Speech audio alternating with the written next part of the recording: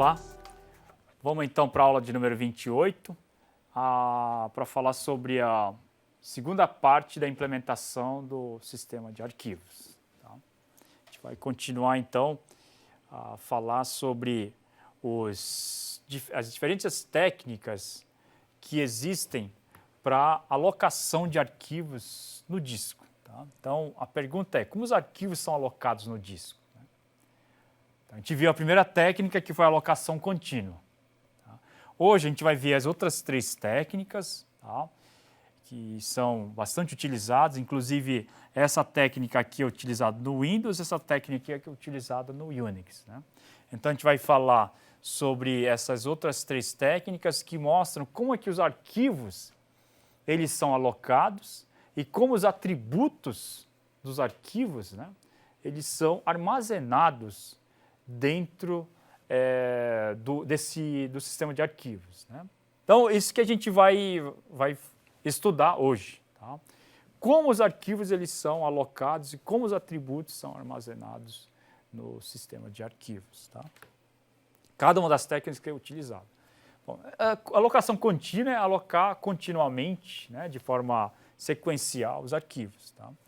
A alocação com lista encadeada, ela consiste da seguinte forma. Eu tenho o quê? Eu tenho esses arquivos aqui, e cada um desses arquivos, a primeira parte, que seria a primeira palavra, ela vai conter o endereço para o próximo bloco. Então, esse arquivo A aqui, ela tem o quê? Ela tem um conjunto de blocos aí de 5 blocos, né? Onde o bloco 0 aqui está armazenado aonde? Ele está armazenado no bloco 4. O bloco 1 aqui, o segundo bloco, está armazenado no 7, e assim sucessivamente. Tá? O 0 aqui vai indicar o quê? O 0 aqui vai indicar o final do arquivo. Né? Então, a primeira palavra é o endereço do bloco seguinte, né? O restante do bloco é destinado ao quê? Destinado aos dados. Tá? Bom, os dados que eu falo seria isso aqui, né? Então, aqui, essa parte aqui, né? A primeira parte, então, para o endereço do próximo bloco, e a segunda parte, então, seria o quê? Seria para os dados propriamente ditos do arquivo correspondente, né? A mesma coisa aqui, o arquivo B, então, eu tenho o quê? Eu tenho os blocos de endereços número 6, 3, 11 e 14. No final, aqui eu tenho o endereço 0, que indica o quê? O final do arquivo. Vantagem dele, não se perde espaço com a fragmentação externa. Tá? Só no último bloco. Por quê? Porque aqui eu vou ter o quê? Vou ter os blocos totalmente cheios de dados, né? E só aqui talvez eu vá preencher o quê? Vá preencher apenas uma parte desse bloco. Então, eu vou ter uma fragmentação apenas nesse último bloco. Tá?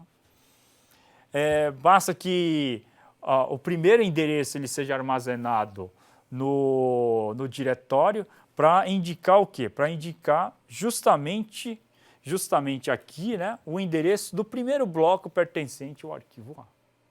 Só isso que eu preciso armazenar no diretório. Né? Esse seria o quê? Figuras vantagens. Né? A desvantagem é que o acesso aos arquivos é feito o quê? Essencialmente bem sequencial. Né? Se vocês forem ver aqui, né? Eu faço um acesso bastante sequencial e com isso eu tenho o quê? Tenho um certo overhead, tenho baixa performance, né? Do acesso aos arquivos. Né? O acesso aleatório se torna lento, como eu falei agora, né? E o armazenamento, armazenar também o quê? Também sempre o ponteiro para o próximo bloco. Então, tenho o quê?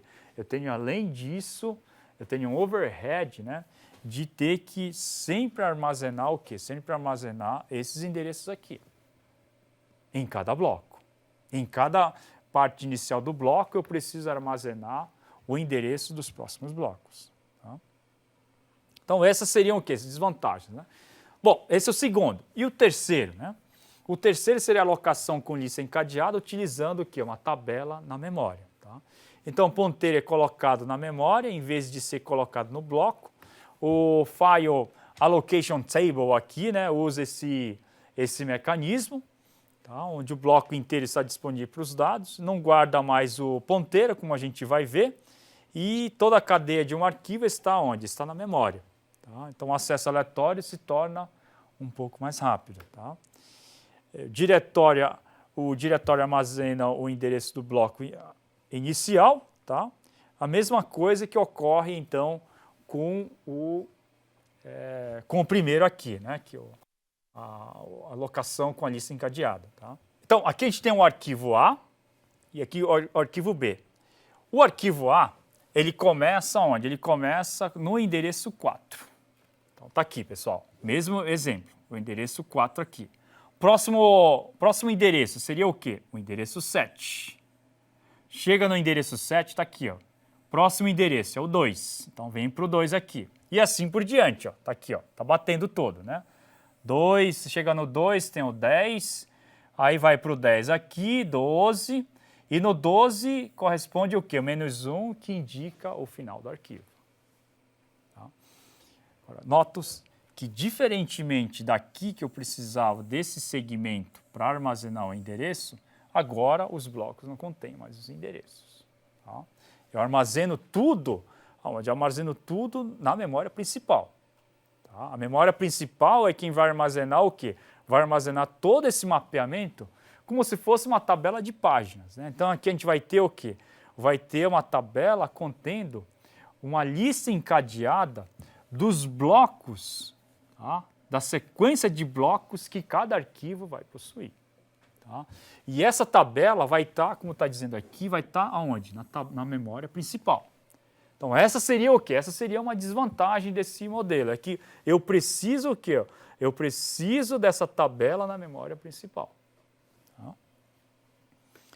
Então, nos sistemas operacionais MS-DOS e Windows, eles utilizam o quê? Utilizam essa tabela essa lista encadeada, utilizando uma tabela na memória principal. Tá? Desvantagem desse modelo, né? Toda tabela deve estar na memória principal. A tabela ocupa um certo espaço. Tá? Por quê? Porque vai depender o quê? Vai depender, vocês estão vendo aqui, vai depender do tamanho da memória do disco. Tá? Então, quanto maior o disco, maior vai ser essa tabela. Então, se um disco de 200 GB com bloco de 1 KB, a tabela vai precisar de quê? De 200 milhões de entradas. Tá? E 200 milhões de entradas, sendo que cada um possui 4 bytes, vai onerar quanto do meu espaço de endereçamento na memória? Vai onerar em torno de 800 megas, né, na memória principal. Tá? Então, vocês estão vendo aí que exige o quê? Exige um certo espaço, né, de memória para armazenar o quê? Para armazenar todas essas tabelas. Tá? Claro que como vantagem, né, a gente tem, tá, é que o acesso a esses blocos aqui vai ser mais rápido agora, né? Uma vez que ele se encontra onde? Ele se encontra na memória principal e basta acessar esses endereços aqui para ter o quê? Para ter os blocos pertencentes a um determinado arquivo. Tá? Bom, por último, os inodes. Né? Esses inodes são utilizados no ambiente do Unix e Linux. Tá? Cada arquivo com uma estrutura chamada inode, ela tem o quê? Ela contém os atributos do arquivo, a gente já sabe o que são os atributos, nome, seria os atributos de segurança, se fez o backup, que é a última alteração e assim por diante. Então tem todos esses atributos e o inode, além desses atributos, possuem também, né, os endereços no disco dos blocos dos arquivos. Tá? Então, dado o inode de um arquivo, é possível encontrar o quê? Todos os blocos desse arquivo. Tá? Bom, a vantagem dele, né? A vantagem do inode é que ele só é carregado na memória quando o arquivo é aberto. Então, quando o arquivo for aberto, ele carrega na memória. Diferente da lista encadeada na memória principal, que tinha que carregar o quê? Tinha que carregar todos os blocos, ele é diretamente proporcional ao tamanho do quê? Tamanho do disco. Então, cada bloco do disco é mapeado na memória principal. A tabela, repetindo, a tabela de blocos, tá? Ela é armazenada na memória principal de forma o quê? De forma que o acesso dela certamente vai ser mais rápido. Tá? Só que aqui, apenas o quê? Apenas os inodes dos arquivos em uso são carregados na memória principal. E com isso economiza o espaço na memória principal. Proporcional, como eu falei para vocês, enquanto o espaço ocupado pela memória FAT é o quê? Proporcional como falei para vocês, é o tamanho do disco. Vamos voltar aqui para frisar isso para vocês, né? Então aqui eu tenho o quê? O tamanho do disco. Esses são os blocos do disco. Esse bloco inteiro vai aonde? Vai na memória principal. E com isso eu utilizo o quê? Eu tenho um overhead bastante grande, né? Com o tamanho dessa tabela na memória principal, ocupando a memória principal, né? Bom, se cada inode, então, ocupa n bytes e no máximo eu posso ter k arquivos abertos, né? Eu tenho o quê? Obviamente esse produto aqui de k, n bytes, pertencentes, então, ao total de memória ocupada pelos inodes, né? Bem simples, né? Bom, desvantagem. Desvantagem do inode, sempre tem uma vantagem e desvantagem, né? É que cada inode tem um espaço para o número físico de endereços de disco alocado, né? Só que o tamanho do arquivo também, nesse cenário, ele pode aumentar. Então eu preciso o quê? Eu preciso de um espaço a mais aqui para indicar os blocos livres que podem ser alocados no momento em que o arquivo for crescer. Tá? Então, como existe essa, vamos dizer assim, esse aspecto dinâmico, a solução para resolver e dar mais dinamicidade ao tamanho dos inodes seria o quê? Seria alocar uma área, né, ou apontar para uma área onde contenha blocos livres desse disco que o inode está utilizando. Tá? Bom, os inodes eles podem ter o quê? Podem ter blocos diretamente apontados para ele, assim como podem ter blocos indiretos, né? Então aqui eu tenho blocos indiretos de forma o quê? De forma que eu modularizo, né?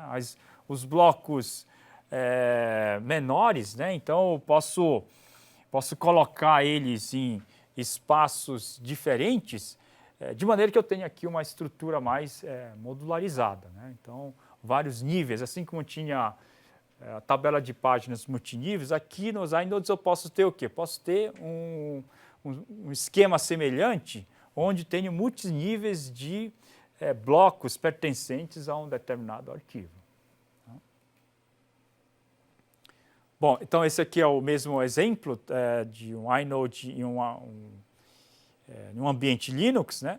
E aqui a gente tem, então, um exemplo, tá, de uma leitura de um arquivo que se encontra nesse diretório aqui, /user, /ant, tá, texto.txt. Então, como é que isso ocorre, né? Como é que seria o procedimento, né, para ler esse arquivo? Então, eu tenho aqui o diretório raiz, tá, onde eu vou o quê? Eu vou identificar que eu quero ler o quê? Eu quero ler esse diretório aqui. Tá? Seguindo aqui, ó, user, né? Entro no inode número 6, tá? O inode número 6 aqui seria essa estrutura aqui. Essa estrutura de dados aqui. Então, tenho o modo aqui armazenado, o tamanho, a hora e, finalmente, o que? O bloco pertencente ao quê? O bloco pertencente ao /user, tá? O subdiretório. Tá? Então, entro no bloco o quê? Esse bloco user que tem o quê? Eu tenho agora esse conjunto de subdiretórios. Tá? Nesse conjunto de subdiretórios eu tenho o quê? Eu tenho os inode 19 designados para dic, o 23 para ana e 26 para ent. O que eu estou atrás é justamente o quê? O inode ent, né? Do 26, porque seria o correspondente ao ent. Então eu vou o quê? Eu vou no inode de número 26. Então, pego o inode número 26, o bloco aqui, né, 406, tem um subdiretório aí /user /ent, tá? E aí, dentro desse subdiretório /user /ent, eu tenho esses arquivos aqui, ó. Tá? O arquivo texto.txt, eu percebo que ele está onde? Está identificado no inode número 72. Então, procuro o inode número 72, tá? E pego o quê? Pego o modo, né, os atributos dele aqui, né? E verifico o quê? Verifico que o bloco pertencente ao texto.txt, ele se encontra onde? Se encontra no endereço 503. Então, aí eu vou no bloco 503 para pegar, então, finalmente o arquivo. Então, essa estrutura, o quê? Essa estrutura do inode. Repetindo aqui, o inode ele tem o quê? Ele tem essa estrutura de dados, né, que possui o quê? Possui esse conjunto de informações aqui, né, os atributos, os endereços no disco dos blocos do arquivo correspondente. Tá? Então, vamos... esse seria a parte dos inodes, tá? Que seria a quarta, né, estrutura, como um arquivo é armazenado, um arquivo é implementado, um diretório é implementado. Tem 4 formas que a gente viu, né? Primeiro, a alocação contínua. Segundo, seria a tabela ali de alocação, a tabela de alocação na memória e, finalmente, o quê? Finalmente, utilizando o mecanismo aí de inode, né? Então, voltando agora, falando dos gerenciamento de blocos livres, né? Que é o último assunto que a gente quer tratar, né? Então, como é que a gente pode gerenciar os blocos livres? Eles podem ser gerenciados através, né, do mecanismo de lista ligada de blocos de disco, como ocorre aqui, né? Então, eu tenho o quê? Eu tenho uma lista ligada de todos os blocos que se encontram o quê? Que se encontram livres, né? Então, essa aqui é a cabeça do bloco, aí eu passo aqui 4, 5 e assim por diante, tá? Então, tem um ponteiro para o primeiro bloco livre e mantido em um local específico do disco, né? E este primeiro bloco, então, contém o endereço dos próximos e assim por diante. Tá? Problema, ele se torna pouco eficiente quando precisamos o quê? Quando precisamos varrer a lista, porque eu tenho que varrer toda essa lista o quê? Sequencial. Tá? E se torna bastante onerosa, né? Então, qual seria a segunda forma, né? Seria uma alternativa da primeira forma. Eu tenho a mesma lista ligada, como vocês estão vendo aqui, tá? Só que essa lista ligada eu tenho o quê? Eu quebro ela em várias partes diferentes, né? Vários módulos diferentes. Tá? Em vez de ter uma lista ligada, vamos dizer assim, gigante, né? Eu quebro ela em vários outros módulos de forma que eu possa carregar apenas uma primeira parte. Tá? Então, armazeno no primeiro bloco a mesma coisa, o ponteiro do bloco com o bloco e assim por diante. Tá? Somente um bloco de ponteiros que eu defino, um X blocos, né, é que é armazenado aonde? É armazenado na memória principal.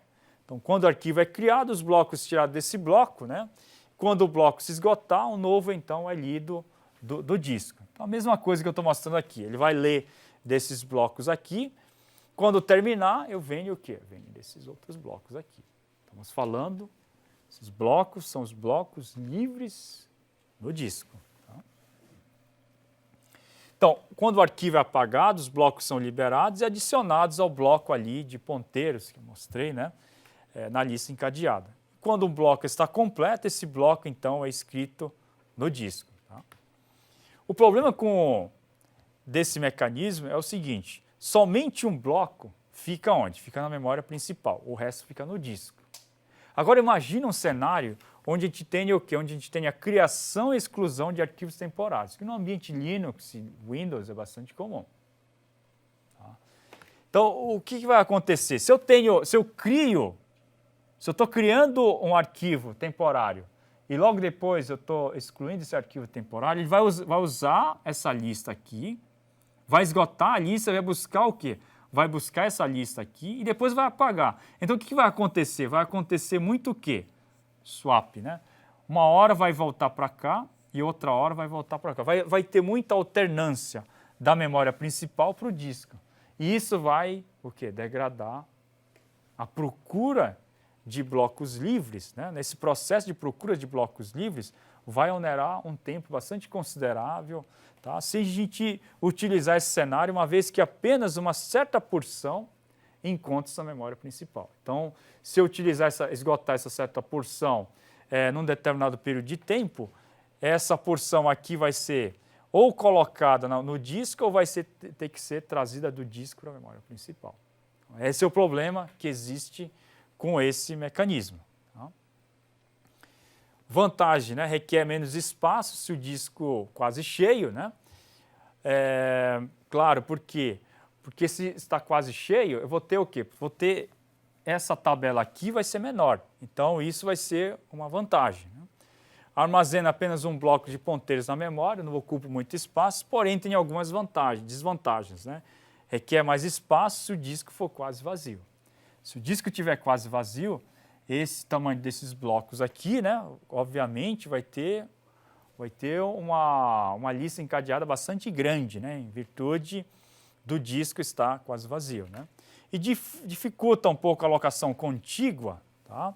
Uma vez que eu tenho que procurar isso, né, esses blocos aqui, e esses blocos aqui vão ter endereços totalmente independentes. Tá? Então, para alocação contígua aqui, vai ser um pouco difícil, porque esses dados aqui, esses endereços aqui, não são endereços correlacionados, são endereços aí totalmente independentes. Tá? Outro cenário seria o quê? Seria o mapa de bits, né? No mapa de bits eu tenho um cenário como esse aqui, tá? Vai depender do tamanho do disco, né? Então isso aqui é todo o quê? É todo o mapeamento do disco. Tá? Então proporcional ao disco. Disco maior, mapa maior. Disco menor, mapa menor. Então o disco com N blocos vai requerer N bits e assim por diante. Um por bloco. Então isso aqui não é um byte, né? Mas é um por bloco. Um bloco pode ter em torno do quê? De 4 kbytes, né? Tá? Então, 1 para bloco livre ou vice-versa, 0 para o bloco alocado e assim por diante. Então, o mapa é mantido na memória principal, contendo o quê? Contendo todo esse mapeamento de zeros e uns. Vantagens. Tá? A vantagem é que no mapa de bit ele vai facilitar o quê? Vai facilitar a alocação contígua. Por que ele vai facilitar a alocação contígua? Justamente por quê? Porque aqui eu sei que eu tenho o quê? Eu tenho 2 áreas livres, tá? 2 blocos livres. E aqui, nesse outro cenário aqui, eu tenho o quê? 3 blocos livres. Então, dessa forma, fazendo uma varredura aí no mapa de bits, eu consigo, né, facilmente saber quais são os blocos livres, tá? Contínuos. Né? É isso que o mapa de bits ele vai facilitar, diferente da alocação por lista encadeada. Porém, ela torna-se lento quando o disco está o quê? Quase cheio. Por que vai se tornar lento quando o disco estiver quase cheio? Porque aqui vai estar o quê? 1, tá? O 000, e aí eu vou ter que varrer todo o quê? Todo esse mapa de bits para saber onde existe uma área livre ou um bloco livre para poder ser alocado. Tá? Como falou aqui, tem que varrer boa parte o quê? Boa parte do mapa de bits. Tá? Então essa seria o quê? A segunda técnica, tá? Além da lista encadeada, para varrer o quê? Para permitir a varredura e para permitir o armazenamento dos blocos livres. Tá? Gente, então, eu fico por aqui. Tá? Concluímos aí a parte de sistema de arquivos. Tá? Foi um grande prazer estar passando os conhecimentos aqui de sistemas operacionais. Eu já, como falei para vocês, já trabalhei com diversos sistemas operacionais antes de me tornar um acadêmico, né? Então, eu fui um profissional, analista de suporte, trabalhei com redes Novell, trabalhei com sistemas operacionais VSE, tá? Trabalhei em ambiente DEC 10, ou seja, ambiente de mainframe, né? Era um ambiente que a gente comentou bastante aqui, existem vários. A memória particionada era uma memória que eu cheguei a utilizar. E assim como os sistemas aqui de arquivos, né? É um aspecto importante, tá? Que queria que vocês dedicassem aí o tempo, o curso de sistemas operacionais em si, né? Os assuntos que são abordados de novo, né? O sistema operacional é considerado um software básico. O que seria esse software básico? É o software que permite a criação de outros softwares. Ele serve de base para criar outros softwares. Né? Então, é o primeiro software básico e o mais importante entre os softwares básicos. Né? Ressalto a importância de estudo e do entendimento da ciência por trás disso aí. Tá? Mais uma vez agradeço imensamente a atenção de vocês e me despeço por aqui. Muito obrigado.